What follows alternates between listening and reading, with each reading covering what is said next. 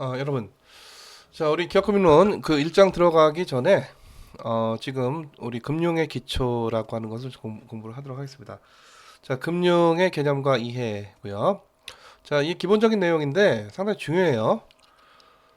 그리고 또 어느 교과서에서도 이게 잘 안 나오는 내용이라서 여러분들한테 뭐 여러분뿐만 아니라 심지어 경제학자들한테도 금융이 뭐냐 하고 물으면은 그 정의를 잘 내리기가 어렵습니다. 그럼 금융 자산이란 무엇이냐? 그래서 지금 요즘 뭐 비트코인이 금융 자산이냐 아니냐 뭐 이런 그 논쟁들이 있는 거죠. 자, 우리가 금에다가 투자를 해요. 금 투자. 그래서 금 가격 쌀 때 사서 비쌀 때 팔고 싶은 마음에 금에다 투자를 하기도 하는데 그럼 금이 금융 자산이냐? 금융 자산 아니죠. 자, 그럼 금융은 뭐고 금융 자산이란 뭐냐? 이게 별거 아닌 질문이고, 뭐, 당연히 금융은 뭐 이런 거 아니야, 저런 거 아니야라는, 대략적인 어떤 감은 있어도, 이걸 좀 여러분들이, 명확하게, 좀, 꼭 여러분뿐만 아니라 많은 사람들이 잘 이해를 못하는 경우가 많이 있는데, 자, 일단은 하면 이제 금융기관의 또 역할이 중요하다 보니까, 자, 금융기관과 같이 우리가 얘기를 좀 해보도록 하겠습니다. 자, 우리가 지금 여기 그림을 보시면 왼쪽 그림 보시면은 이 자본의 이 이 자본 공급자가 이제 자본이 좀 남아 도는 사람들이 이 사람들이 그리고 이쪽이 이제 자본이 필요한 사람들이거든요. 그러니까 여기 이제 자본이 남아 도는 뭐 가게 여러 가게를 일 수도 있고 이쪽은 이제 다른 가게일 수도 있고 아니면 기업일 수도 있고 때에 따라서 국가도 국채 발행해서 자본 조달하죠. 그래서 뭐 국가 정부일 수도 있고 뭐 그런 건데 이 금융기관이 만약에 없다 그러면은 이게 뭐 금융거래뿐만 아니라 모든 거래가 다 마찬가지인데 중간에 어떤 뭐 시장이라고 하는 게 잘 형성이 안 돼 있고 그 시장에서 어떤 그 중개 역할을 하는 사람들이 하는 어떤 기관이나 그런 조직이 없으면 그야말로 이제 직거래를 해야 되는 거죠. 물론 요즘 우리가 뭐 중고나라 이런 데서도 뭐 직거래도 하고 뭐 필요에 따라서 우리가 부동산도 뭐 직거래 복덕방 끼지 않고 직거래도 하고 그러기도 하는데 이 이쪽이 N명 엄청나게 많죠. 이쪽이 K명 또 엄청나게 많아요.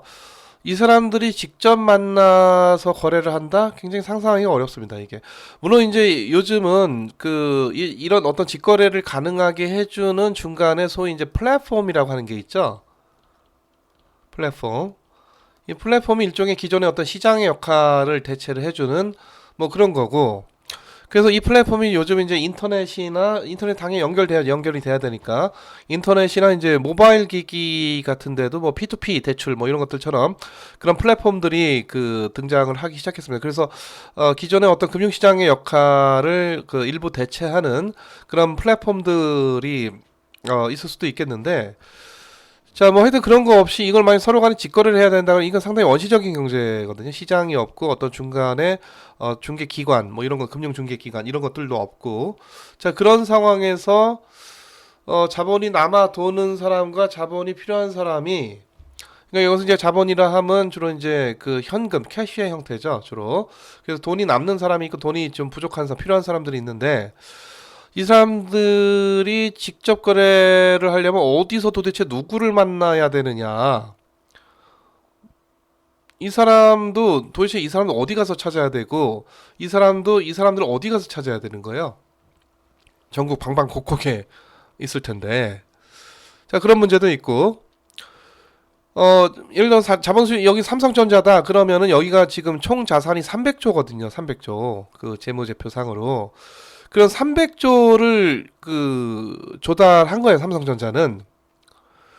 근데 이 300조를 조달하려면은 이쪽 자본 공급자를 수십만 명을 만나고 다녀야 될 거 아니에요? 삼성전자가 너무나도 어려운 일이죠. 수만 명이 아니라 거의 뭐 수백만 명 만나고 다녀야 돼.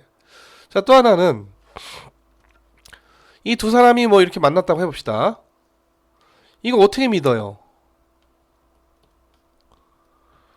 적어도 이제 빌리는 사람을 빌려주는 사람이 그 여유로 그러니까 돈 빌려주는 사람이 믿어야 되고요. 그 일단 그 신뢰가 중요하죠. 또 신용.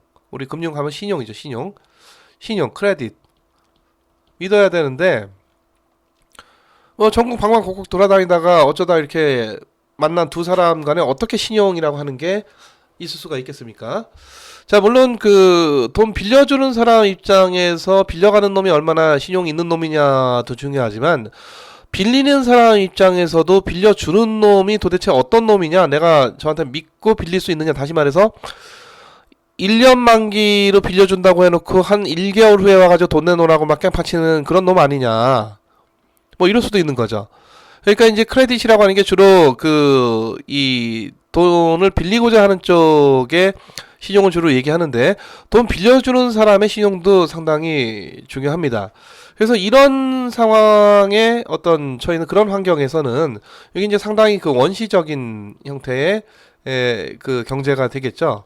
그러니까 뭐 우리 일반적인 거래를 취재하면 직접 만나가지고 서로 간에 그 일종의 어떤 시장 없이 직접 만나서 어떤 직거래하는 뭐 이런 뭐 물물 교환 뭐 이런 그런 경제인데 여기서 이제 금융거래가 아예 제로는 아니지만 거의 일어나기가 굉장히 어렵다. 자, 근데 이 금융기관이 있기 때문에 금융기관이 그러니까 이 중간에서의 그 중개자, 금융중개인, 인터미디어리, 그러니까 파이낸셜 인터미디어리 또는 파이낸셜 인터미디에이션, 금융중개 기능을 하고 있고요. 그래서 자본이 남아 도는 놈도 직거래가 아니라 금융기관에다가 뭐 예금, 적금 뭐 등등 여러 가지 투자 뭐 등등으로 뭐 투자 또는 예치를 하고, 내가 직접 이쪽에 있는 사람들이 여기 있는 사람 직접 만나가지고 도저히 저쪽에 어떤 신용평가라든가 저 괜찮은 놈인지 아닌지 이게 평가 불가능한데 이 금융기관들은 그걸 훨씬 더 잘하죠. 그쪽에 훨씬 더 전문가란 말이에요. 그래서 이 자본의 여유로운 자들이 금융기관에다가 자본을 대주고 이제 누구에게 빌려줄까는 이 금융기관이 전적으로 알아서 하게 하는 거죠. 이 사람들의 의견은 뭐 그렇게 중요하지가 않습니다. 어차피 전문가도 아니고. 자, 그래서 이쪽에서 신용평가를 해서 돈을 잘 갚을 놈한테 또는 그 배당과 이자를 잘 줄 놈한테 평가를 해서 돈을 대주게 자본을 공급을 해주게 되는 거죠.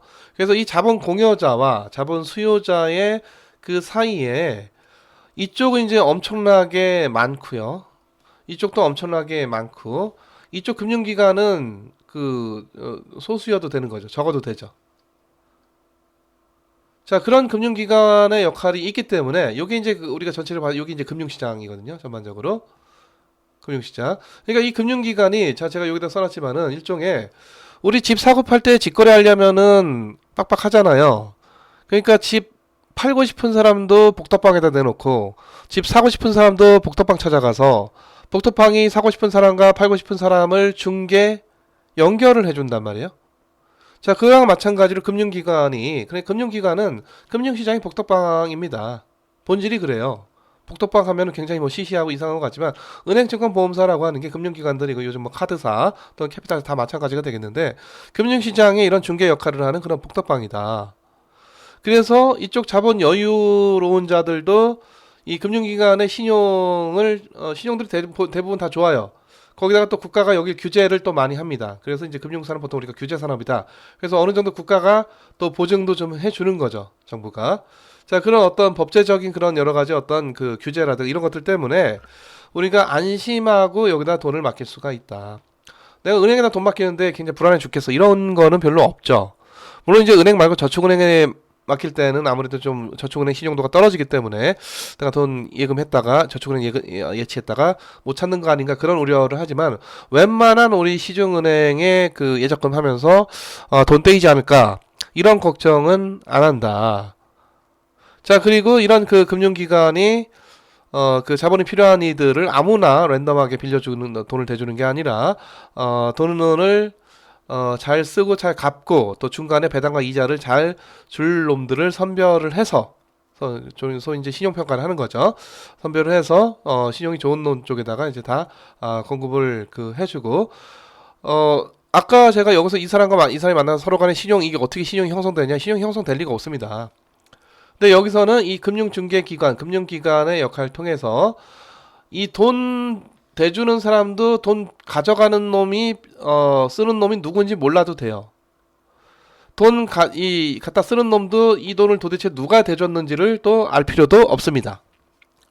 그 중간에 금융기관이 하는 이런 거래가 있고 이런 거래를 통해서 결국은 이 둘 간의 자본 공급자와 자본 수요자 간의 금융시장을 통해서 연결이 되고, 자, 이런 그 구조 또 이런 기제를 통해서 여유 자원이 최적으로 배분될 수가 있겠고, 자본 공급자는 안심하고 돈을 대줄 수가 있는 거고, 또 그 자본 수요자는 직거래할 때보다 훨씬 더 쉽고 편리하게 자본을 조달을 할 수가 있는 거고, 결국 이제 금융중개기관이 그런 그걸 가능하게 해주는 굉장히 중대한 역할을 해주는 것이죠.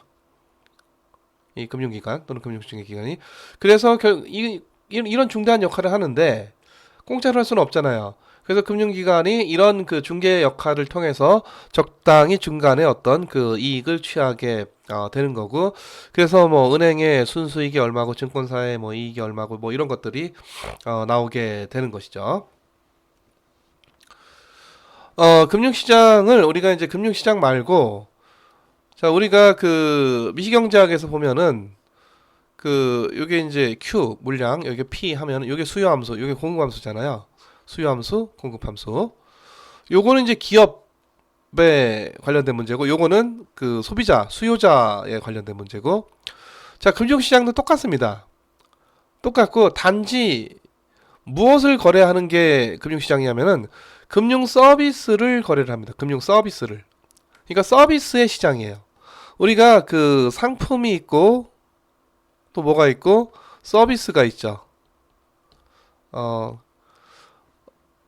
그러니까 그 이 서비스는 보통 이제 무형이죠.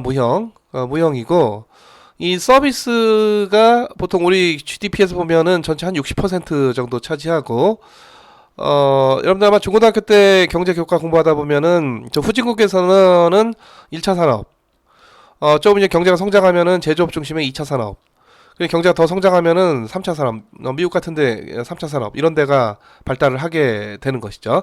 자, 서비스 하면 여러분들이 좀 손에 안 잡힐지 모르겠지만은 내가 스마트폰을 샀다. 요거는 이제 그 상품이죠, 상품. 요거는 이제 그 생산 공산품입니다. 공산품.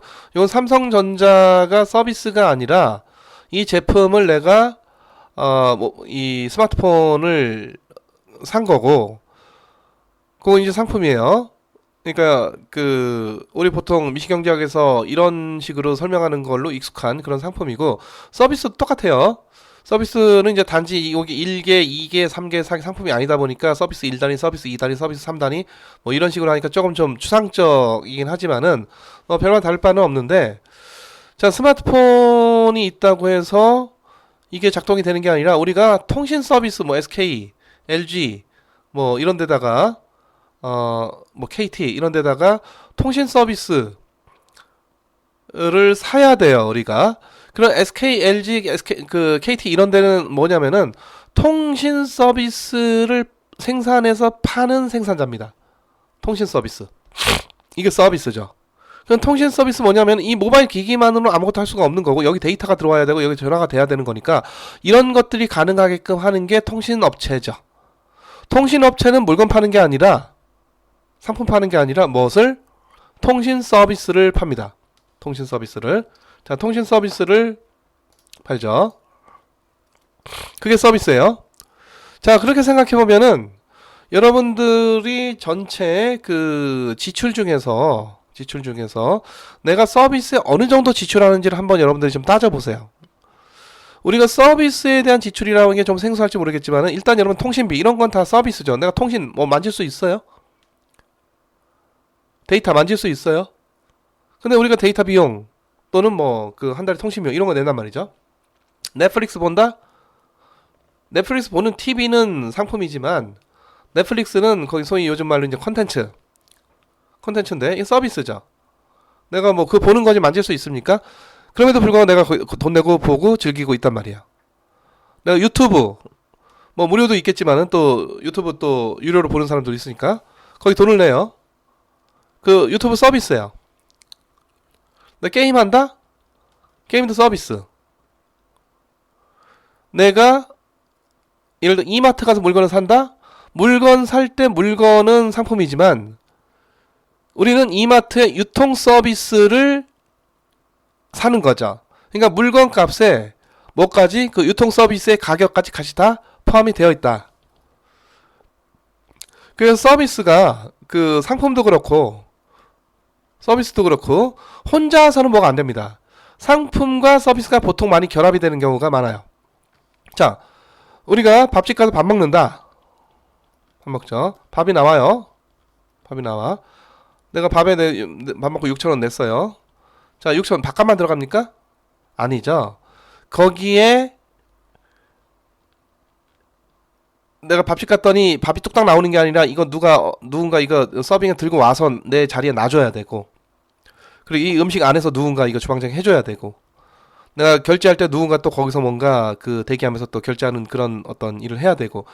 그러니까 이 그 내가 밥만 사 먹는 게 아니라 이 밥 사오는 6,000원에 뭐까지 들어가 있냐면은 여러 가지 이 사람들이 행하는 이런 그 노동자들이 행하는, 요즘 이제 물론 그런 서비스가를 AI가 막 대체하고 있는 그런 소위 이제 4차 산업혁명의 시대를 우리가 지나고 있지만, 하여튼 이런 서비스가 같이 결합이 되어 있다. 이게 6,000원. 그래서 내가 밥값만 내는 게 아니라 밥 했고 김치도 나오고 국도 나오고 뭐 등등, 이거 누군가 했잖아요. 이거 서비스죠 다. 누가 그런 그 음식을 한 서비스, 또 서빙을 갖다 준 서비스, 내 또 테이블을 닦아주는 또 서비스, 이게 다 또 여기 결제를 누군가 해준 그 서비스 다 포함된 가격이 6,000원이다. 이렇게 봐야 되겠죠. 그렇죠? 자, 그래서 여러분들이 실제로 내 지출 중에서 여러분들이 아마 서비스에다가 지출을 어느 정도 하느냐를 한번 여러분들이 좀 한번 따져보세요. 따져보면은 대충 GDP에서 서비스가 차지하는 60% 정도 될 겁니다. 그러니까 50% 넘어요. 의외로 우리가 알게 모르게 서비스에 대해서 상당한 지출을 하고 있다. 그런 그 서비스 산업, 그 서비스 산업의 또 큰 서비스 산업 중에 하나가 금융 서비스 산업이죠. 금융 서비스. 금융기관이. 그래서 금융 서비스가 뭐냐면은 우리가 금융기관 가서 여러 가지 거래를 합니다. 증권 사기도 하고 팔기도 하고 또 이제 현금 포함해서 여러 가지 자산을 예치하기도 하고 보관하기도 하고, 보관료 내고, 돈 많은 사람들 금 같은 거 여기다 이제 보관을 하죠. 현금 같은 거. 또 뭐 대출하기도 하고, 또 내가 뭔가 그 이 돈을 대주면은 그 은행이 알아서 누군가 빌려주고 또 거기서 그 이자를 받고 나한테 또 이자 일부를 주고 뭐 이런단 말이에요. 또 ATM기를 또 이용을 할 수가 있고, 그 뭐 체크카드, 현금카드 이런 걸 또 쓸 수가 있고, 이체를 할 수. 이거 우리 손에 만져지는 거 아니란 말이죠. 체크카드는 만져지지만 이걸 갖고 실제 하는 거는 뭐 여러 가지 우리 결제라고 하는 그런 서비스를 사용한, 또 대출할 수가 있고. 자, 이런 다양한 금융 서비스입니다. 금융 서비스. 자, 그래서 금융기관은 우리가 아까 자본 공급자와 자본 수요자와 중간의 금융기관, 이런 구도로 볼 수도 있겠지만은 우리가 단지 금융기관과 소위 금융 소비자. 그러니까 이 금융기관을 이용하는 이쪽에 있는 사람들과 이쪽에 있는 사람들 전부 다 금융 소비자가 되겠는데, 이런 그 양자 간의 구도를 보면 이게 바로 금융시장이기도 하고 금융 서비스 시장이에요. 그래서 이 금융기관이 뭐냐면은 우리가 삼성전자가 스마트폰 만들어서 팔고 그거에 대한 가격, 대가를 받듯이 금융기관이 금융 서비스를 생산하고 판매를 합니다. 근데 이게 이제 우리 눈에 그 만져지지 않고 잘 안 보이니까 우리가 그게 서비스인지를 잘 인지를 못하지만 서비스란 말이죠. 금융 서비스. 금융 서비스를 금융기관이 생산해서 팔아요. 누구의? 금융 소비자에게. 이 금융 소비자는 예금, 적금, 뭐 주식투자, 채권투자, 또는 대출, 또는 뭐 보험계약자, 또는 카드 사용자 등등등, 굉장히 이제 다양한 유형이 될 수가 있을 거고, 금융 서비스의 수요자가 되겠습니다. 수요자가. 그래서 금융 서비스를 팔고 우리가 여기에 알게 모르게 서비스에 대한 대가를 지불하죠. 대가를 지불해요. 자, 근데 내가 삼성전자 스마트폰을 살 때는 내가 분명 70만 원 지불을 하는데 내가 금융기관에서 뭐 여러 가지 많이 이용은 하지만 내가 특별히 여기다가 뭐 가격을 지불하는 적은 없는 것 같은데 우리 보통 여기 수수료라고 하죠. 수수료. fee. 요게 바로 금융 서비스에 대한 가격이에요. 이게 수수료. fee가. 수수료. 그래서 수수료가 이제 보통 수수료율 하니까 뭐 1%, 0.5% 이렇게 되다 보니까 금액 자체가 그렇게 크지 않다고 생각돼서 우리가 이쪽으로 대가를 안 지불한다고 생각을 하지만은 자, 우리가 실제로 수수료를 명시적으로 지불할 때도 있고 예를 들어서 뭐 우리가 이체하고 500원 낸다 뭐 이런 거죠. ATM기 사용해서 돈 꺼내는데 뭐 500원 낸다 이런 것들이 명시적으로 이제 그 서비스 사용에 대한 그 소비에 대한 그런 어떤 수수료 가격 이 가격이죠. 수수료 내는 거고 암묵적 형태의 수수료도 있다. 뭐냐? 내가 예금을 하면은 여러분들 예금하면 요즘 막 그 수시 입출금 수시 입출금. 자, 수시 입출금 하는 예금을 하면은 그 금리가 어때요? 무슨 뭐 한 0.1% 될까 말까 뭐 이렇죠. 자, 이런 것들은 원래 0.5% 정도는 줘야 마땅한데 네가 여기다가 돈 맡겨놓고 넣다 뺐다 마음대로 하고 이체도 하고 어디 결제도 하고 이거 굉장히 이런 편리한 거를 사용을 하고 있지 않느냐. 대신 여기다 내가 내는 돈은 수수료 내진 않지만은 0.5% 정도의 이자는 줘야 되는데 은행이 0.1%밖에 안 주는 거야. 요만큼 먹는 거야, 누가? 은행이. 요만큼을 내가 직접 내지 않고 내가 받아야 될 거를 못 받는다 이렇게 봐야 되는 거죠. 이런 것도 이제 암묵적인 수수료가 되겠습니다. 그래서 금융 서비스를 우리가 소비를 하고 금융기관이 금융 서비스를 생산하고 판매를 합니다. 금융기관이 금융상품을 생산해서 파는 게 아니라 금융상품이라고 하는 거를 만들어내고 이걸 갖고 소비자들에게 금융 소비자들에게 뭐 이런 식으로 투자를 하세요 하는 이런 것들 다 금융 서비스죠. 금융상품을 만들어내는 게 상품을 만들어내는 어떤 제조업 그 기업처럼 금융상품을 금융기관이 만들어서 파는 게 아니라 금융기관은 본질적으로 무엇을 금융 서비스를 만들어서 판매를 합니다. 그거에 대해서 우리가 알게 모르게 가격을 지불을 하는 것이죠. 명시적 형태건 암묵적 형태건 간에. 그래서 이런 구도로 여러분들이 금융시장을 파악을 할 필요도 있어요. 금융기관과 금융소비자. 그래서 이것도 마찬가지로 금융서비스라고 하는 거의 물량, 금융서비스라고 하는 거의 가격, 이게 수수료죠. 수요와 공급. 요게 바로 금융소비자에 관한 문제고 공급, 요게 바로 금융기관, 바로 이 금융서비스 생산자에 관한 문제. 똑같이 우리가 지금까지 보았던 미시경제학적인 분석이 가능한 영역이다. 우리가 이런 게 제조업에 대해서만 가능한 게 아니라 상품 시장 및 서비스 시장에 대해서도 이런 식의 설명이 가능하고 당연히 금융 서비스 시장에 대해서도 당연히 우리가 이런 식의 설명이 당연히 가능하겠다. 이렇게 여러분들이 이해를 하셔야 되겠습니다. 자, 그래서 금융시장을 때에 따라서는 여러분들이 어떻게 금융 서비스를 생산해서 팔고 그걸 금융 소비자가 수요하는 그런 시장으로 여러분들이 바라볼 필요가 있겠고, 자, 그러면 이제 만약에 상품이면은 그 생산자가 좋은 상품을 품질 좋은 상품을 싸게 만들어 팔면 좋은 거죠. 마찬가지로 품질 좋은 서비스를 싸게 팔면은 좋은 겁니다.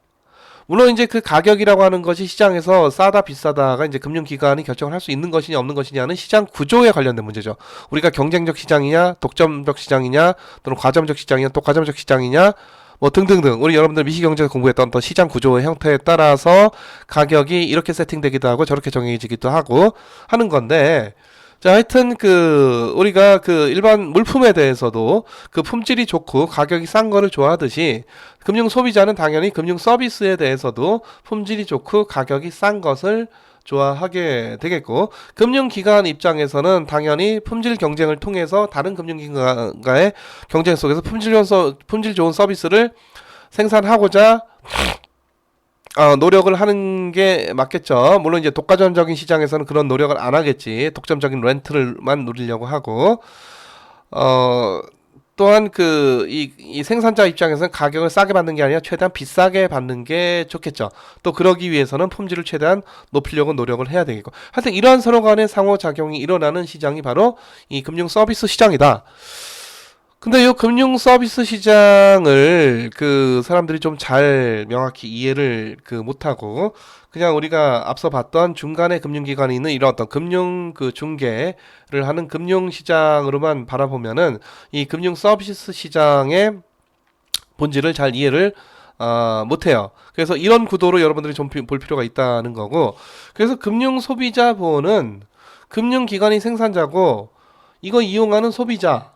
이 소비자에는 가게도 있고요. 뭐 기업도 있고 뭐 중소기업도 있고 등등 여러 가지가 있을 수 있을 텐데 하여튼 금융기관을 이용한 주로 이제 가게죠, 가게. 금융 소비자. 여기는 이제 보호를 해야 된다. 그게 이제 금융 소비자 보호고 그것은 그래서 보통 우리 소비자 보호가 있어요. 소비자 보호. 소비자 보호란 무엇이냐? 뭐 소비자 보호 여러 가지 이슈가 많이 있죠. 뭐 문제가 있는 상품에 대해서 환불 잘해줘야 된다. AS 잘해줘야 된다. 또는 너무 또 과도하게 비싸게 팔지 말아야 된다. 뭐 등등 그런 이슈를 그대로 금융 서비스 시장에 그대로 옮겨다 넣으면 그게 바로 금융 소비자 보호의 문제가 되겠습니다. 자, 금융시장을 이와 같이 직접 금융시장과 간접 금융시장으로 또 얘기를 하는 경우가 있는데, 여기 이제 이 간접 금융시장 하면은 보통 이제 여기에 받는 은행이 들어가요, 은행이. 그래서 이쪽에서 예적금을 받고 이쪽에다 이제 대출해주면 이게 굉장히 큰 시장이죠. 엄청나게 큰 시장이고 지금 가계대출이 뭐 1,800조 원 이렇잖아요. 기업 대출까지 하면은 거의 뭐 한 3,000조 원 될 겁니다, 아마. 이 대출이. 자, 하여튼 이 은행을 통한 어떤 이 자본의 거래가 자본의 여유로운 자와 자본이 부족한 자, 이쪽 거꾸로 됐네요. 이제 자본이 여유로운 자와 자본이 부족한 자가 연결이 되는 거고, 이제 은행이라고 하는 이 간접금융시장의 중요한 중개기관의 역할이 금융기관, 금융중개기관의 역할이 있는 거죠. 그래서 하여튼 이쪽은 주로 이제 은행 쪽에다가 주로 예금이나 적금 등의 형태로 자본을 공여를 하고 그 은행이 대출의 형태로 여러 또 자본 필요한 이들에게 대출을 해주는 이런 금융시장, 이거 보통 우리가 간접금융시장이죠. 반면에 이제 직접금융시장은 주로 이제 이쪽인데 이쪽 자본이 필요한 기업이 주로 기업이 주식이나 채권과 같은 증권을 발행을 해요. 그래서 증권 시장입니다. 주식이나 채권을 발행을 해서 은행 끼지 않고 다이렉트하게 증권을 발행하면 주식 발행하면 주식 투자자가 살 거고 채권 발행 채권 투자자가 사겠죠. 그래서 이쪽이 이제 투자자입니다. 그러니까 이쪽은 예적금자일 수도 있고 이쪽을 보면 이제 투자자일 수가 주식 투자자, 채권 투자자일 수가 있는 거죠. 이쪽 이제 자본이 남아 도는 쪽이고 자본이 이쪽 필요한 쪽이고. 자, 그래서 주로 이제 자본이 필요한 기업이 주식과 채권 등을 발행을 해서 이 자기의 기업에 이 자본을 대주는 일을 은행이라고 하는 간접금융시장의 중개기관을 통하지 않고, 물론 기업이 은행 대출도 합니다. 그것만으로는 안 되기 때문에 특히 이제 대기업들 필요에 따라서 증권을 발행해서 대량의 자본 조달을 하죠. 채권 뭐 1조 원어치를 발행한다든가, 뭐 주식을 발행해서 뭐 3조 원을 조달한다든가, 뭐 이런 식으로 이제 대량의 자본, 특히 이제 여기가 흔히 얘기하는 캐피탈 마켓, 자본 시장이 되겠습니다. 그래서 이 경우는 이제 기업이 중간에 어떤 중개기관 없이 이 투자자들과의 일종의 직거래를 한다는 의미에서 직접금융시장 이렇게 얘기를 하는데, 이 직접금융시장에서도 기업이 수많은 투자자들을 만나고 다닐 수는 없어요. 그래서 여기 중간에 중개 역할을 누가 하느냐면은 일시적인 중개 역할을 누가 IB, Investment Banker, 다시 말해서 투자은행이 하게 되는 것이죠. 투자은행이. 그러니까 이쪽은 이제 상업은행, 이쪽은 이제 투자은행의 영역이 되겠습니다. 투자은행 또는 증권사의 영역이 되겠고요. 자, 여기 이제 어떤 거래가 있는지 구체적으로 보면은 여기는 돈을 대줍니다. 이 돈 준 거에 대한 증빙을 예적금 통장으로 해주죠. 뭐 종이 통장일 수도 있고, 뭐 모바일일 수도 있고, 인터넷 뱅킹일 수도 있고. 자, 이쪽으로 이제 돈을 빌려주고 그 대출 계약서를 쓰죠. 여기 이제 일종의 대출 채권이 되겠습니다. 돈 받을 권리가 있는 거죠.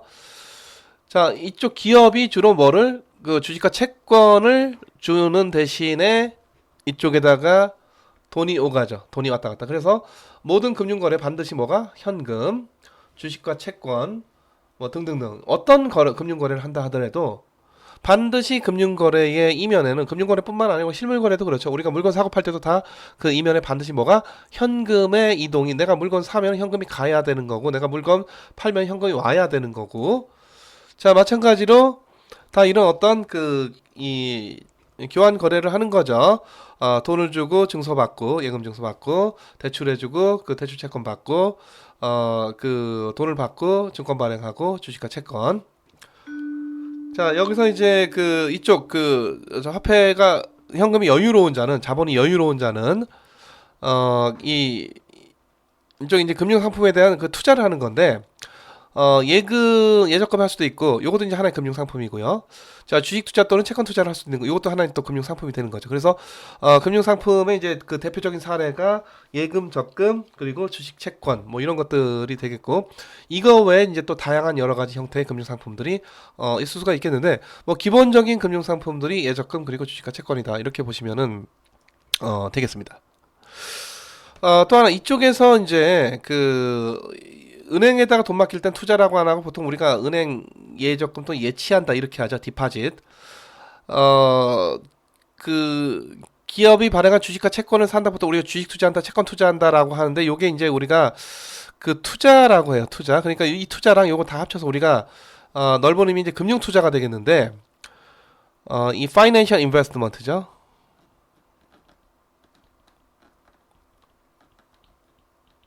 파이낸셜 인베스트먼트. 요건 이제 뒤에서 얘기하겠지만 본질적인 투자가 아닙니다. 요거는 이제 우리가 뒤에서 얘기하겠지만 이제 저축 여기 이제 남아도는 재원을 내가 이제 저축을 해야 되고 저축을 하기 위해서 뭐 가치 저장이 돼야 되는데 가치 저장의 여러 가지 수단들 중에 예금할까 적금할까 이런 수단도 있는 거고 주식 투자할까 이런 수단도 있는 거고 채권 투자해볼까 이런 수단도 있는 거죠. 다양한 여러 가지 저축 수단. 저축이고요. 저축이고 자 우리가 우리 거시경제학 공부하다 보면은 저축과 투자가 어때요? 이게 같아야 돼요. 균형해서 그렇다 보니까 이건 이제 그냥 그 저축도 우리가 대충 이제 투자라고 이렇게 막 쓰는 건데 균형적으로 같을 거니까 저축은 뒤에서 얘기하겠지만 그 소득 다 써버리는 게 아니라 일부만 소비하고 일부를 남기는 행위 요게 저축이죠. 요게 저축이고 근데 이제 저축은 이제 우리가 예금으로 할 거냐, 적금으로 할 거냐, 주식으로 할 거냐, 채권으로 할 거냐, 또는 뭐 금을 사서 저축할 거냐, 부동산 사서 저축할 거냐, 이런 문제인 거고. 자, 어쨌든 이렇게 여유로운 자본이 결국 기업 부문으로 흘러 들어가서 기업이 뭐를 합니까? 투자를 합니다. 기업이 하는 투자가 본질적인 투자다. 이게 공장 기계 설비 이런 것들이죠. 또는 R&D를 통한 어떤 기술 개발 이런 것들. 자, 그래서 우리 그 거시경제학에서 보면은 국민소득 하면은 소비 더하기 투자 더하기 정부 지출 더하기 넷 익스포트 순수출 해가지고 뭐 이렇게 쓰는데 여기서 나온 이 투자 요 투자가 주식 투자 채권 투자가 아니에요. 이거는 기업이 하는 본질적인 투자 다시 말해서 설비 투자 얘기하는 겁니다. 쉽게 얘기하자면 뭐 물론 설비 투자 다 포괄되는 건 아니지만은 그래서 뉴스에서 가끔 기업의 투자가 늘었느니 줄었느니 할 때는 기업이 주식 투자 채권 투자를 늘렸다 줄였다 그게 아니라 또는 우리가 기업에 대한 주식 투자, 채권 투자를 늘렸다 줄였다 그걸 얘기하는 게 아니라 기업이 우리가 지금 기업금융론 공부하죠. 기업이 조달된 자본을 갖고 그리고 그걸로 공장기계 설비 등에 투자를 합니다. 또는 그 유형의 투자를 하기도 하고 R&D 투자 같은 그런 무형의 투자를 하기도 해요. 그런 투자를 하느냐 안 하느냐 그 얘기를 하는 거예요. 기업이 투자를 하느냐 안 하느냐. 그게 본질적인 투자입니다. 그게 여기서 나오는 C 플러스 I 플러스 G 할 때 요 I고 여기 주식 투자, 채권 투자 이런 건 전부 다 어디에? 이 저축에 들어가는 거예요. 이건 사실 본질적인 투자가 아니에요. 근데 우리가 그냥 이쪽 금융 쪽에서 financial investment 금융 투자다 라는 용어를 쓰고 실제 우리가 자본시장법에서도 우리나라 법제 중에 하나죠. 금융투자업과 자본시장에 관한 법률이 되겠습니다. 금융투자업, 금융투자 주로 이제 주식과 채권, 증권 투자가 되겠습니다. 자, 그래서 자, 이런 구도로 이 금융시장을 좀 여러분들이 또 이해를 할 필요도 있다. 자, 일단 간접 금융시장과 직접 금융시장을 나눠서 구분해서 여러분들이 이해를 해야 되는 것이죠. 간접 금융시장, 그 은행이 그 메인 플레이어고 메이저 플레이어고, 자, 증권시장에서는 직거래, 본질적 직거래하는 시장인데 일시적으로 누가 증권사 또는 투자은행이 중간에 중개 역할을 하는 경우가 일반적이다. 이렇게 보시면 되겠습니다. 자, 이 각종의 이제 금융자산이고요. 자, 금융자산을 들고 있으면은 청구권이 있어요.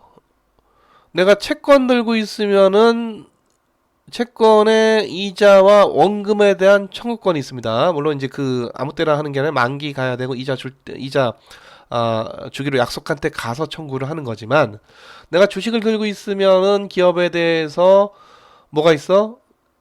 소유권도 있고, 주식과 같은 경우에는, 기업에 대한 어떤 그 청구권, 어떤 청구권, 기업이 이익을 내면 그 주주인 나한테, 주인이 나한테, 배분해라, 라고 하는, 그래서 내가 배당을 받는 거, 배당에 대한 권리가 있어. 이런 게 다 청구권이죠.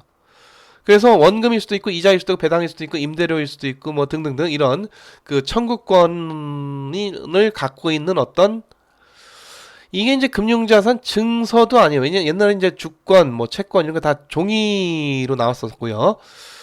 1980년대, 70년대만 해도 화폐도 뭐 은행에서 그 예금 안에 실제 지폐, 동전, 이런 걸 많이 썼고, 1990년대, 2000년대만 와도 지폐 거의 잘 안 쓰죠. 그때 이제 신용카드 도입되고, 은행 그 예금으로 또 다 이 결제가 되고, 그래서 이 화폐마저도 점차 그 이 종이장 또는 그 어떤 금속 동전의 그런 그 실제적인 모습이 사라져 가는 그런 추세고, 마찬가지로 최근에 와서는 주식과 채권 종이장으로 뭐가 나오지가 않아요. 다 그냥 전자적인 기록입니다. 주식, 내가 삼성전자 주식 산다고 해서 내가 삼성전자 주권 받는 게 아닙니다.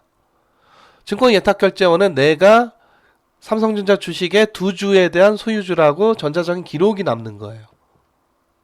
그래서 금융자산 하면 이제 내가 뭔가 청구권 들고 있는 건데, 이제 최근에 와서는 이런 우리가 그 이 컴퓨터 공학, 컴퓨터 또는 어떤 데이터 그 저장 기술 또는 보안 또는 그 인터넷 같은 그런 어떤 연결, 요즘에 와서는 또 뭐 모바일 뭐 이런 것들 때문에 그 청구권이라고 하는 것이 어떤 뭐 종이 형태 이런 게 증서 이런 형태, 계약서 이런 형태, 물론 가끔 그런 경우도 있습니다. 있긴 있는데, 그러니까 은행 가서 우리가 대출 계약하면 대출 계약서를 종이에다가 쓰고 뭐 인감 찍고 인감 증명서 내고 뭐 이런 것들을 아직 여전히 좀 하는 그런 금융 계약도 있는데, 적어도 그 이 대기업들이 발행하는 주식과 채권들에 대해서는 내가 뭐 주식이라는 종이, 채권이라는 종이 받지 않아요.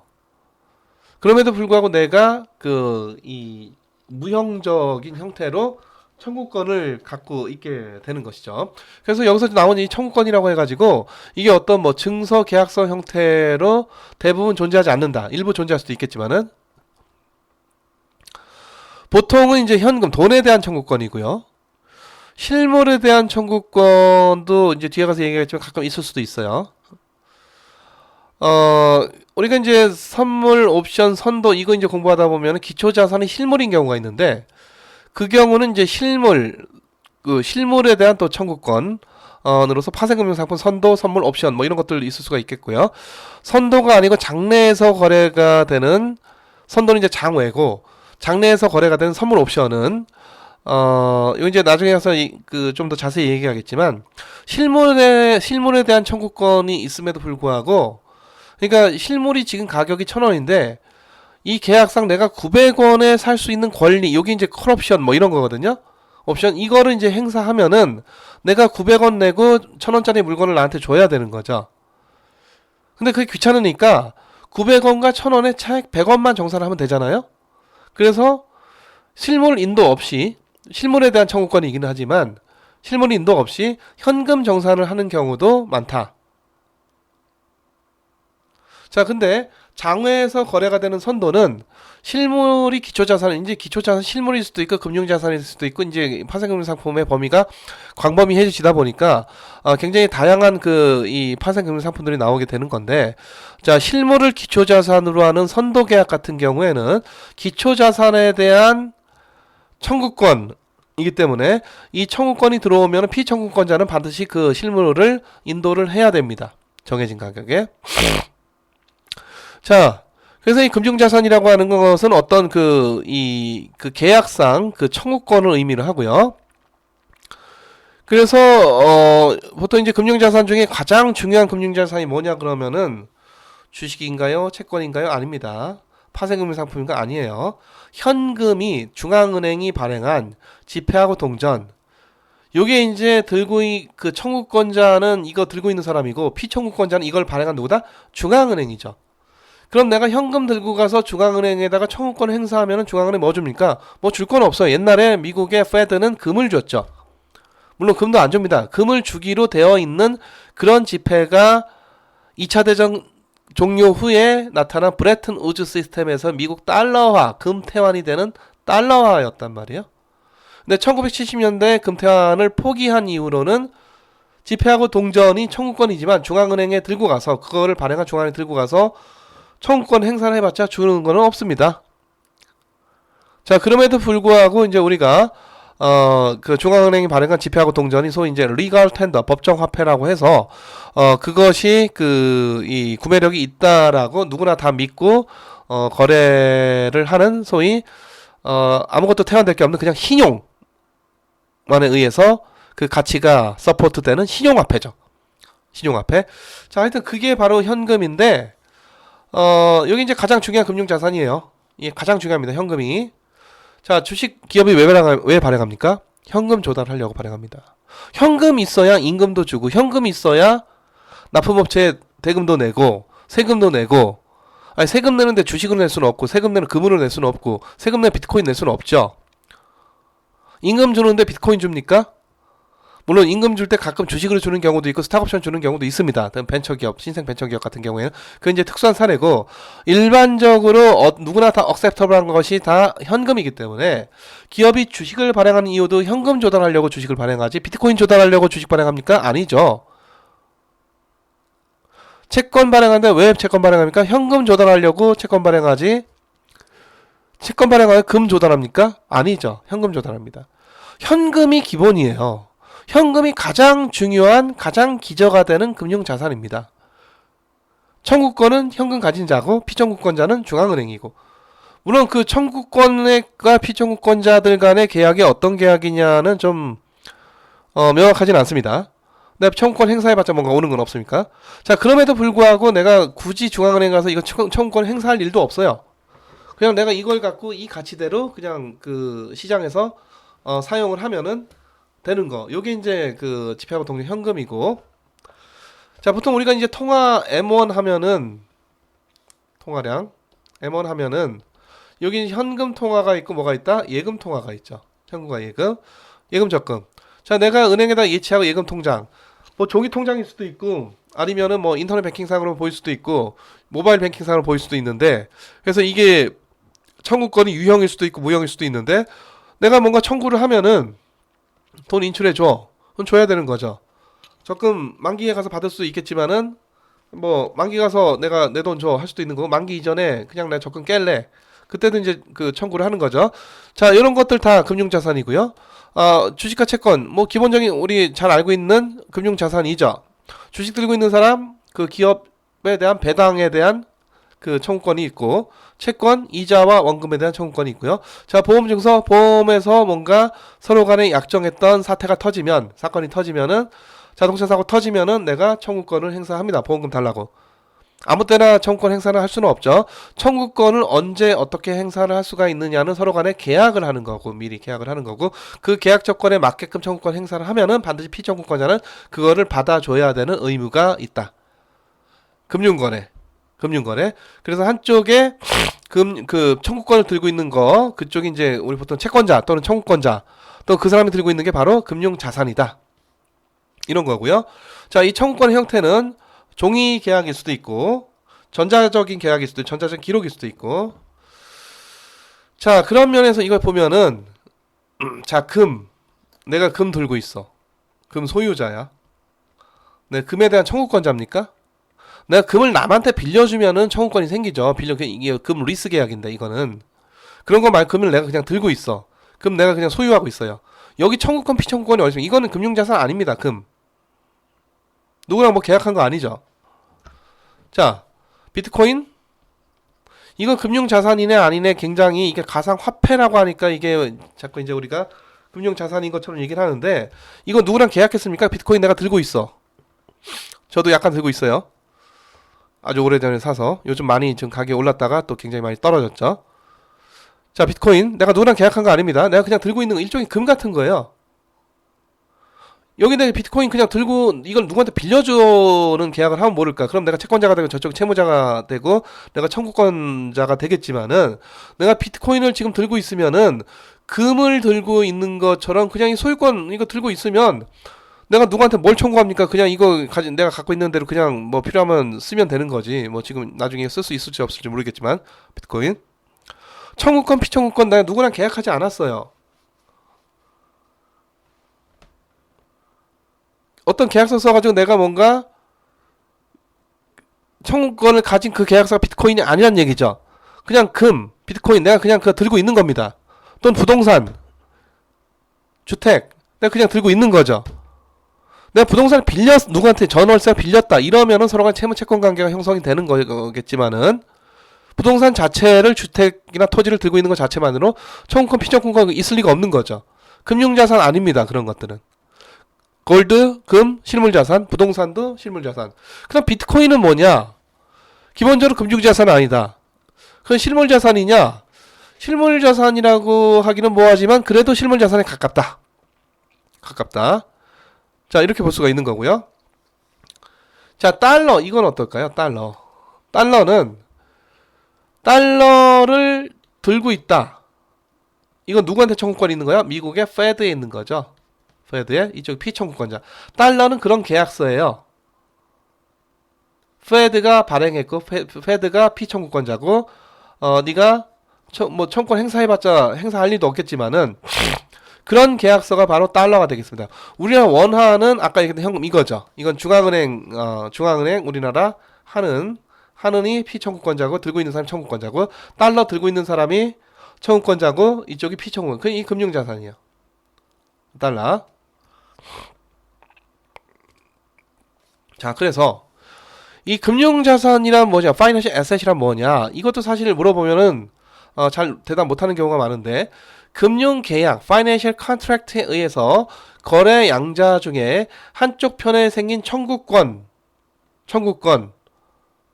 그게 바로 금융자산이다. 청구권을 청구권을 표시한 그런 뭐 증서, 계약 그런 게 금융자산이다. 청구권 자체가 그냥 금융자산이다. 그러면 이제 다른 한쪽은 뭐가 되느냐? 피청구권자가 되고 정당한 청구권에 대해서 반드시 받아줘야 됩니다. 지금 의무를 이행을 해야 돼요. 그게 안 되면 그걸 바로 우리가 뭐라고 한다? 디폴트라고 하는 거죠. 특히 이제 채권계약 같은 경우에 이게 금융자산입니다. 그러니까 금융자산은 반드시 청구권자와 피청구권자의 관계가 있어야 되고 청구권자의 청구권 그게 바로 금융자산이다. 왜? 피청구권자한테 청구를 하면 뭔가 받아낼 권리가 있는 거죠. 그래서 경제적인 가치가 있는 겁니다. 주식일 수도 있고 채권일 수도 있고 여러 가지 어떤 대출 계약서일 수도 있고 청구권이 정당한 조건에 청구권이 들어갔는데 내가 보험금 자동차 사고 나가지고 보험금 달라고 청구를 했는데 자동차 그 보험회사가 그걸 이행을 못한다. 이거 디폴트죠. 보험계약 디폴트예요. 네가 돈 갚을 때가 돼서 내가 돈 갚으라는 청구권을 행사했는데 네가 돈을 못 갚아. 디폴트예요. 자, 이런 것들이 다 금융계약, 기본적인 금융계약에서 생겨나는 것이고 그래서 금융자산에는 반드시 금융계약이 있어야 된다. 반드시. 그리고 반드시 거래 양자가 있어야 돼. 거래자 2명이 있어야 됩니다. 그래서 서로가 서로 거래 상대방 또는 카운터 파티라고 하는 거죠. 그게 이제 이 청구권을 잘 받아내지 못하면 그럼 우리가 디폴트, 계약 불이행, 채무 불이행 이렇게 얘기를 하는 거고 자, 돈 빌리고 빌려준 관계, 채무 채권 관계 하에서는 청구권은 곧 채권이고 피청구권은 곧 채무가 되겠고, 청구권자는 채권자, 피청구권자는 채무자가 되겠습니다. 금융자산에는 반드시 거래 양자가 있어야 돼요. 청구권자, 피청구권. 그게 되기 위해서 금융계약이 최초에 있어야 되는 거죠. 금융계약이 있어야만 금융자산이 정의가 되는 겁니다. 금융계약이 없는 금 빌려주는 계약을 했으면은 그 청구권, 피청구권이 있겠지만은 금 내가 들고 있다. 아무런 계약 없죠. 내가 그냥 들고 있는 거죠. 비트코인 내가 들고 있다. 아무런 계약 없어요. 내가 비트코인 들고 있는 누구한테 뭘 청구를 합니까?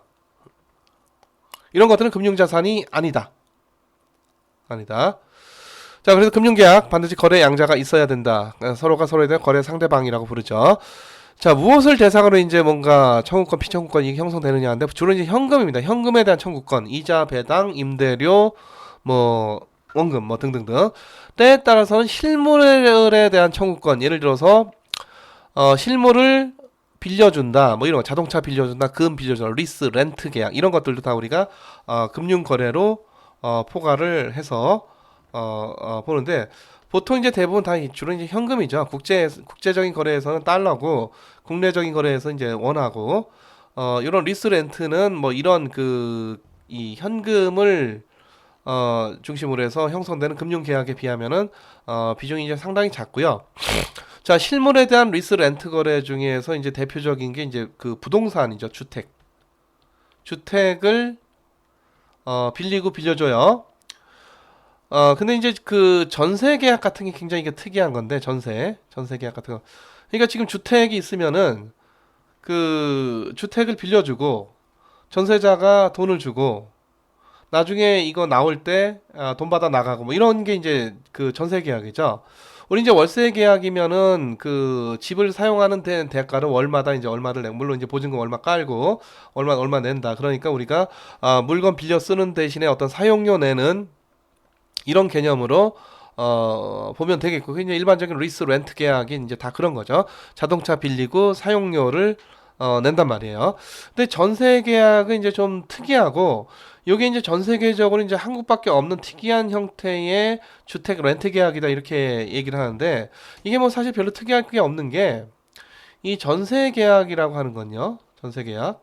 자, 이게 어떤 뭐 아파트가 있고, 요거 이제 전세자가 그 집을 빌리는 거죠. 본질은 집을 빌리는 거고, 집을 빌리는 데 대한 대가로 예를 들어 뭐 5억 내, 요즘 막 하도 비싸져 가지고 아파트 전세 5억 내고 나중에 이자 안 받고 그대로 5억 받아가는 거니까 이 5억에 대한 돈을 이 그 주인이 이자 없이 쓰는 그 대가가 있는 거죠. 그러니까 월세처럼 월마다 내는 돈은 없어도 큰 돈 받아서 나중에 2, 3년 계약 기간 지나서 그대로 원금 그대로 돌려주는 거니까 이자 이익을 누가 이 주인이 갖게 되는 그런 계약이고요. 사실 주인은 집을 빌려주니까 이쪽이 집 빌려주는 채권자고 이쪽 세입자가 집을 빌리는 채무자잖아요. 이 집을 중심으로 해서 보면은. 근데 실무에서는 집을 중심으로 보는 게 아니라 돈을 여기다 맡겼다고 보는 거예요. 그래서 이쪽 세입자가 이 5억에 대한 뭐가 되고 나중에 5억 돌려받아야 된다 이거야. 그래서 뭐가 된다? 채권자가 돼. 그래서 주인이 뭐가 된다? 채무자가 돼요. 계약기간 끝나면 이거 돌려줘야 된다 이거죠. 본질은 집을 빌려줘서 집을 중심으로 보면은 집주인이 채권자고 이 세입자가 채무자인데, 돈을 중심으로 보면은 이쪽에다 5억을 맡겼다가 나중에 5억 받아가는 거기 때문에 세입자가 채권자가 되고 주인이 채무자가 됩니다. 실무에서는 이 방식을 택하는 거예요. 그래서 이 집주인의 등기부 등록을 보면은 제1채권자 뭐 은행, 왜? 집 살 때 용자 끼고 샀거든. 은행의 채권자, 제2채권자, 이 세입자, 세입자. 그래서 그 채권자가 이렇게 순위별로 나열이 되는데요. 이 전세 세입자가 실무에서는 법적으로는 채권자가 되는데 본질은 집을 빌리는 거니까 사실은 세입자가 채무자죠. 주인이 채권자고. 자, 근데 이제 돈의 관점에서 보니까 이제 거꾸로 된다 그 얘기고. 그리고 요거는 전혀 그 이상할 게 없는 그런 계약인 게 돈과 집을 맞바꿨다가 나중에 만료가 되면 다시 맞바꾸는 거. 이런 거래를 보통 우리가 금융거래에서 뭐라고 하냐면은 소위 스왑 거래라고 합니다. 스왑 거래. 스왑. 그러니까 주택을 중심으로 주택과 돈을 맞바꿨다가 나중에 다시 맞바꿔 이런 계약이 전세 계약이고 요게 이제 그 외환 시장에서도 달러하고 원화를 이렇게 맞바꿨다가 나중에 또 맞바꿔. 요게 이제 보통 우리가 외환 스왑이라고 하는 거고 이 맞바꾸는 거래. 요부터 우리가 스왑 거래, 금융 거래에 굉장히 이제 그 특수한 그 형태가 되겠는데 전세 거래라고 하는 것이 한국만 있는 특수한 거래가 아니라 물론 주택에 대해서 그런 스왑 거래가 있는 거는 좀 특수하다고 볼 수도 있겠지만은 기본적으로 뭐다 스왑 거래다. 전세 계약은. 자, 그렇게 여러분들이 전세를 이 부동산 전세를 이해를 할 필요가 있겠고요. 자, 요것도 우리가 그 부동산이라고 하는 실물 자체를 빌리고 빌려주는 이런 거래이기 때문에 일종의 리스 거래 또는 렌트 거래고 리스 렌트는 우리가 그 넓은 의미의 금융 거래에 포함된다. 이렇게 볼 수가 있겠습니다.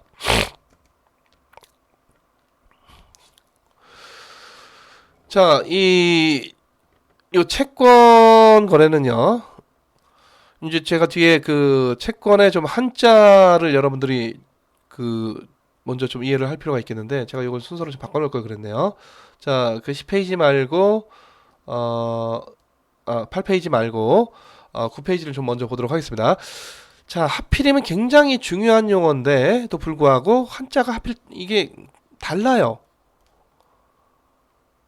달라요, 이게. 이것도 중요한 용어고 이것도 채권이고 이것도 채권이죠.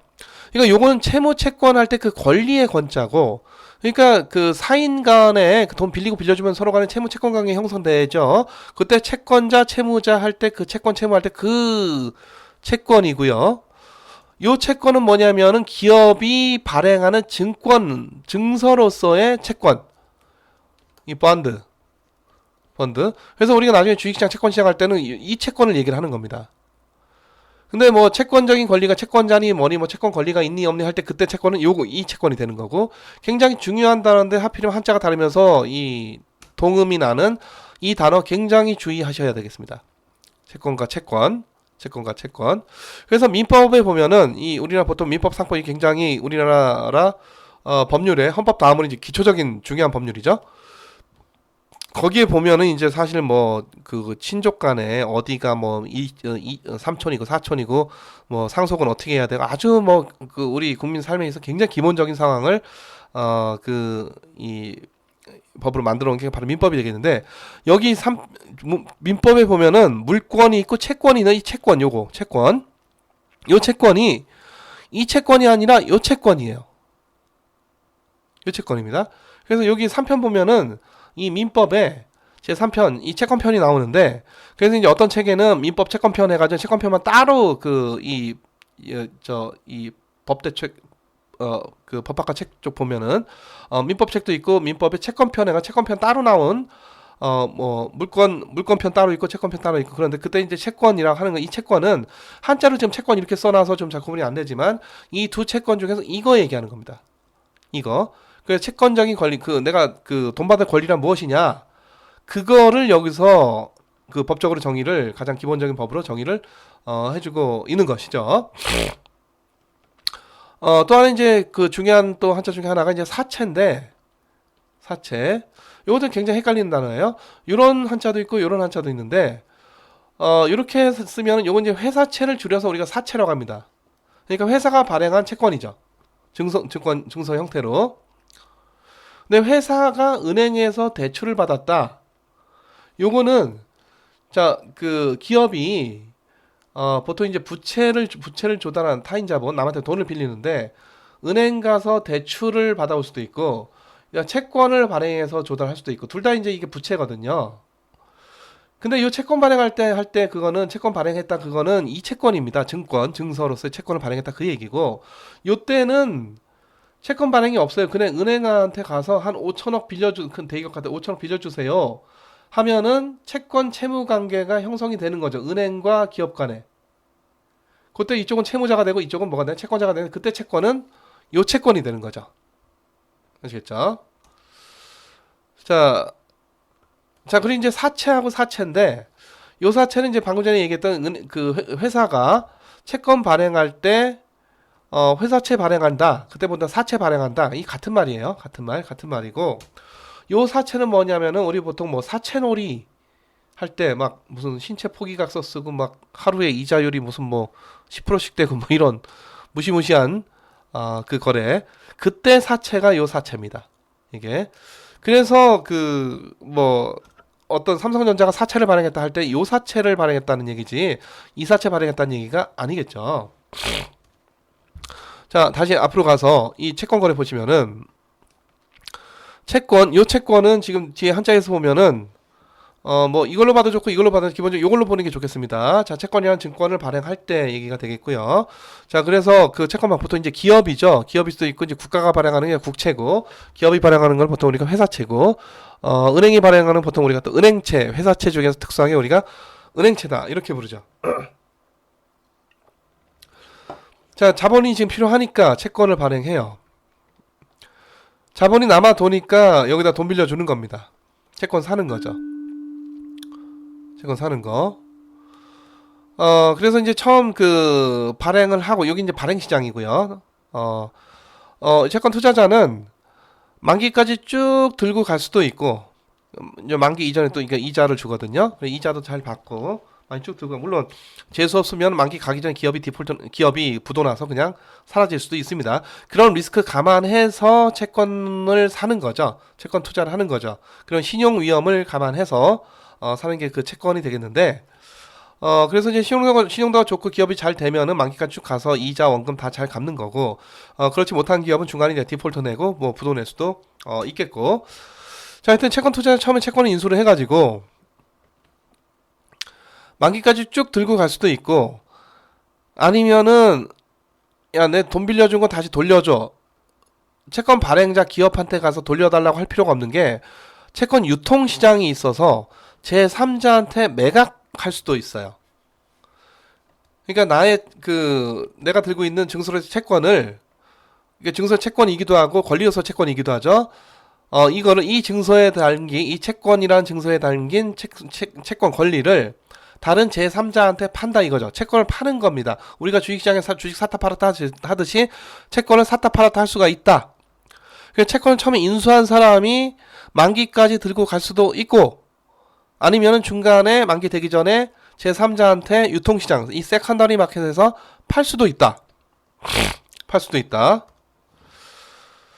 자, 그래서 이 채권 보유자가 처음에 채권 인수한 놈일 수도 있고, 아니면은 처음에 채권 인수는 안 했지만 중간에 시장에서 산 놈일 수도 있고, 하여튼 채권 보유자는 만기 전까지 이자를 돈으로 받을 청구권이 있습니다. 이자 잘 받아야 돼요. 요거 이제 잘 안 되면 디폴트 나는 거죠.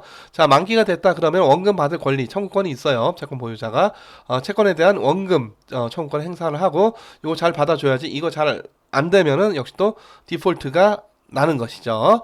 자, 채권 거래는 전반적으로 이렇게 우리가 볼 수가 있겠고, 중요한 것은, 자, 처음에 채권을 인수한 사람이 보통 우리가 프라이머리 마켓, 채권 발행 시장인데, 발행 시장에서 인수해서 만기까지 쭉 들고 갈 수도 있다. 보통 많은 채권 투자자들은 장기 투자자인 경우가 많고, 주로 이제 채권 투자하는 경우는 이제 연기금, 보험사, 이런 장기 투자를 필요로 하는 그런 금융기관들이 많습니다. 보통은.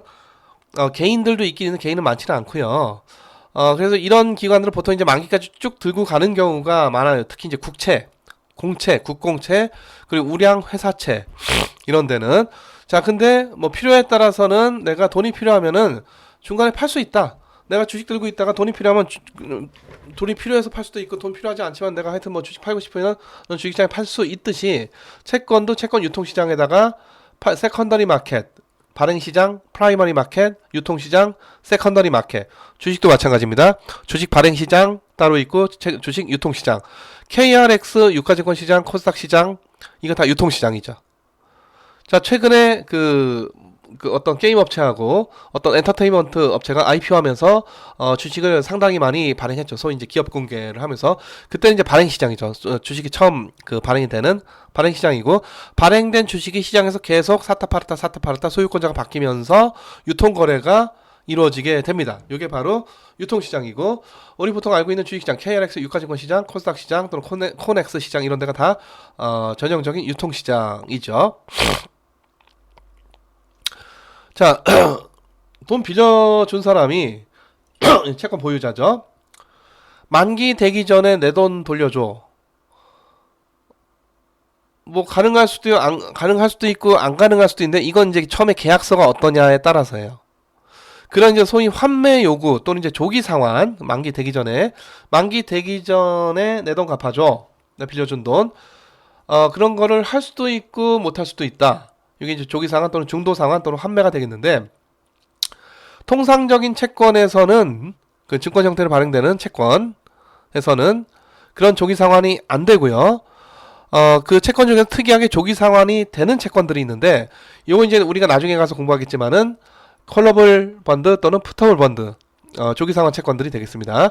자, 근데 조기 상환이 안 된다 하더라도 만기까지 꼭 들고 가야, 눈물을 머금고 만기까지 3년이나 남았다고 기다리면서 가야 될 게 아니라 유통시장에다가 팔 수가 있다. 요게 이제 채권이라는 증서의 굉장히 중요한 장점이죠.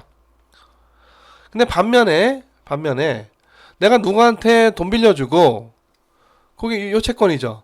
보통 이제 은행이 누구한테 돈 빌려주고 소위 이제 대출 채권을 들고 있습니다. 기업이 어디에다가 그 물건 납품하고 아직 돈을 못 받았어요. 그래서 매출 채권을 들고 있어요. 돈 받을 권리가 있어. 그때 채권은 요 채권입니다. 이 채권은 유통시장이 잘 발달해 있지만, 요 채권은 케이스 바이 케이스라서, 이건 상당히 표준화가 되는데, 이건 완전 케이스 바이 케이스라서, 내가 누구한테 돈 빌려주고, 내가 친구한테 1,000,000원 빌려주고 내가 받을 권리가 있는데, 내가 이 채권을 이론적으로는 제3자한테 팔 수도 있어요. 예를 들어서 내가 쟤한테 1,000,000원 받을 권리가 있는데, 이 권리를 너한테 팔게 990만원에. 뭐 이런 그 거래가 이론적으로 얼마든지 이 퍼펙트한 마켓이면 있을 수가 있는데, 실제 현실 금융시장에서 그런 거래는 이루어지기가 어렵다. 그러니까 지금 뒤에 나오는 요 뒤에 한자 증서로서의 채권인 경우에는 유통시장이 있어가지고 유통시장에서 갖다 팔고 뭐 사고 팔고 하기가 쉬운데, 요 채권인 경우에는 내가 돈 받을 권리로서, 그러니까 은행 같은 경우에 누구한테 돈 빌려주고 돈 받을 권리 대출 채권 갖고 있는 거고, 기업들은 누구한테 물건 납품하고 돈 아직 못 받았으니까 나중에 돈 받을 권리 매출 채권을 들고 있는 거고, 내가 친구한테 돈 빌려주고 쟤는 채무고 나는 채권이죠. 채권 들고 있는 건데, 이런 채권은 어쩔 수 없이 만기까지 가야지, 이거 남한테 판다는 게 잘 안 돼요. 이런 채권들, 그 대출, 그 주로 이제 돈 빌리고 빌려주는 거죠. 그런 그 채무 채권 관계, 이 대출 거래에서는 그 대출 계약서 또는 이제 대출 채권이 유통시장이 형성되기가 대단히 어렵다.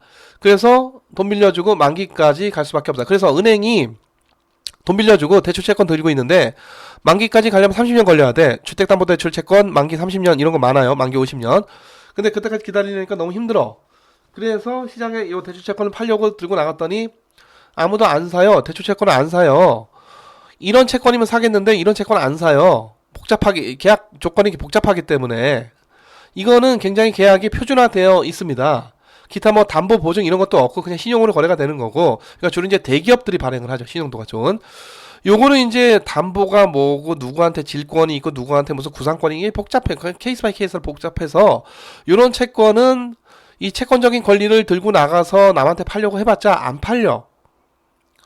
그래서 별다른 방법 없이 만기까지 기다려야 되는데, 은행은 여기서 묘수를 냈죠.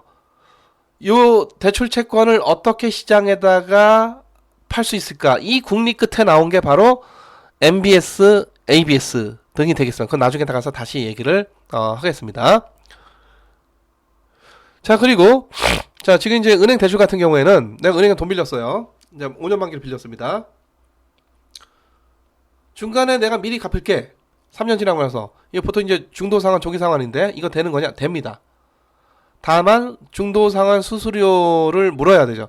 중도 상환 수수료를 내가 내 돈 갚는데 왜 수수료를 내야 되느냐라고 대출자들이 상당히 반발이 있어서 최근에 와서 중도 상환 수수료에 관한 논쟁들이 좀 있었었고, 그것 때문에 은행이 중도 상환 수수료를 과거보다 최근에 와서 좀 반 정도로 내렸습니다. 그런 일이 있고, 자, 은행이 나한테 5년 만기로 돈을 빌려줘 놓고 3년 지나고 나서 갑자기 돈 갚아라, 이러면 될까요, 안 될까요? 기본적으로 은행이 돈 빌려줬을 때 중도 상환권을 행사할 수 있다 없다? 기본적으로 없다. 이건 법제를 통해서 못하게끔 하고 있고요. 돈 빌려간 자가 중간에 조기 상환하는 거는 기본적으로 할 수가 있다. 물론 계약에서 못하게 하는 계약이 있을 수도 있다. 대출 계약에서. 근데 중간에 돈 들고 와서 조기 상환하겠다라고 하는 대부분 다 허용이 되는데, 다만 거기에 대해서 소위 이제 중도 상환 수수료 또는 조기 상환 페널티라고 하는 그런 수수료를 낼 수도 있다는 거고, 요 수수료를 도대체 왜 내야 되는 거냐에 대해서 그 수수료의 정당성이 도대체 뭐냐에 대해서 상당히 논쟁이 있다라는 사실도 여러분들 좀 기억을 할 필요가 있겠습니다. 자, 주식도 주식시장, 발행시장이 있고 유통시장이 있죠. 자, 처음에 주식 발행, 기업이죠. 주로 주식회사가 발행을 하고, 채권은 국가도 발행하고 기업도 발행하지만 주식은 주식회사만 발행합니다. 기업만 발행을 해요. 주식 발행하고, 자, 돈 대주는 거죠. 주식 투자자예요. 주식은 만기가 무한입니다. 만기가 없어요. 자, 그래서 이 주식 투자자는 배당을 받아요. 주로 이제 해마다, 과거에는 보통 이제 해마다 한 번, 최근 이제 큰 기업들, 삼성전자 같은 큰 기업들은 중간 배당이라고 해서 1년에 보통 뭐 4번, 많게는 6번 주기도 하고, 뭐 그런 배당을 있고, 배당권을 행사를 하는 거죠. 배당을 받는 거고, 뭐 행사 안 해도 자동으로 들어오긴 합니다. 자, 주식 투자자도 만기가 없는 주식을 만기 무한히 끌고 가야 되느냐, 뭐 자손 대대로 물려줘야 되느냐가 아니라 유통시장에서 매각을 할 수가 있는 거예요. 돈 받고 팔 수가 있는 거예요.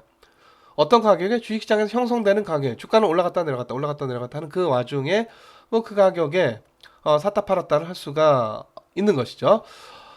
그래서 이제 보통 우리가 주식 IPO 할 때는 바로 여기 주식 프라이머리 마켓이고, 보통 우리가 아까 얘기했던 주식 유통시장, KRX, 유가증권시장, 코스닥시장 이런 것들 전부 다 뭐가 된다? 주식 샀다 팔았다 하는, 그러니까 주식 소유권자만 계속 바뀌는 거죠. 바뀌면서. 그러니까 주식 들고 있는 사람이 만기 되기 전에 주식 발행한 기업에 가서 내 돈 다시 돌려도 라고 할 필요가 없다. 그냥 제3자한테 매각을 하면 되는 것이죠. 주식 유통시장이 되겠습니다. 자, 주식 만기가 없고요. 자, 그럼에도 불구하고 주식 발행한 기업이, 자, 네 돈 돌려줄게, 주식을 되사기도 합니다. 이거 보통 우리가 뭐라고 한다? 이 스탁 리퍼처스, 우리가 자사주 매입이라고 하죠. 자사주 매입. 자, 그래서 주식 보유자는 발행 기업이 자사주 매입할 때 그때 팔 수도 있고, 아니면은 제3자한테다가 주식시장 통해서, 유통시장 통해서 매각을 할 수도 있겠다라는 얘기가 되겠습니다. 자, 마지막으로 저축에 대해서 얘기를 하겠습니다. 예전에 이제 증권업계에서 그 저축에서 투자로라고 하는 굉장히 좀 특이한 모토를 내세운 적이 있어요. 그래서 이제 증권업계에서 저축은 은행 예적금, 투자는 주식 투자, 이렇게 본 거죠.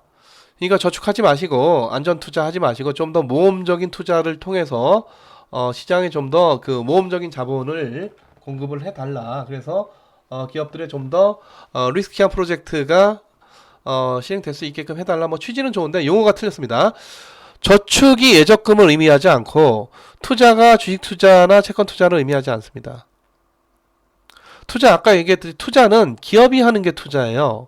가끔 정부가 하기도 합니다.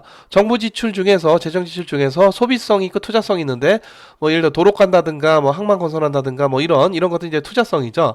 비중이 크진 않은데, 주로 투자의 주체는 대부분 99% 기업이다. 물론 이제 개인도 투자를 좀 합니다. 주식 투자, 채권 투자 말고 개인은 주택을 새로 지으면 그건 투자가 돼요. 내가 집 팔고 다른 집 사면은 이건 투자가 아니지만은, 내가 주택을 새로 신규로 지으면은 이거는 그 투자가 됩니다. 이게 이제 그 개인의 투자죠. 그런 비중이 크지 않고, 기본적인 이제 투자는 기업이 하는 설비 투자, 공장 기계 설비 투자 얘기하는 거, 그게 투자고, 저축이 예적금이 아니에요. 저축은 세이빙, 소득 중에 일부만을 소비하고 남기는 행위를 우리가 뭐라고 한다? 왜? 미래 소비를 해야 되니까 다 먹지 않고, 이게 우리가 동물들은 이런 게 안 되죠. 그날 사자가 그날 어떤 그 물소 사자가 물소 잡기도 쉽지는 않지만 힘들게 물소를 잡아서 그날 다 먹어요.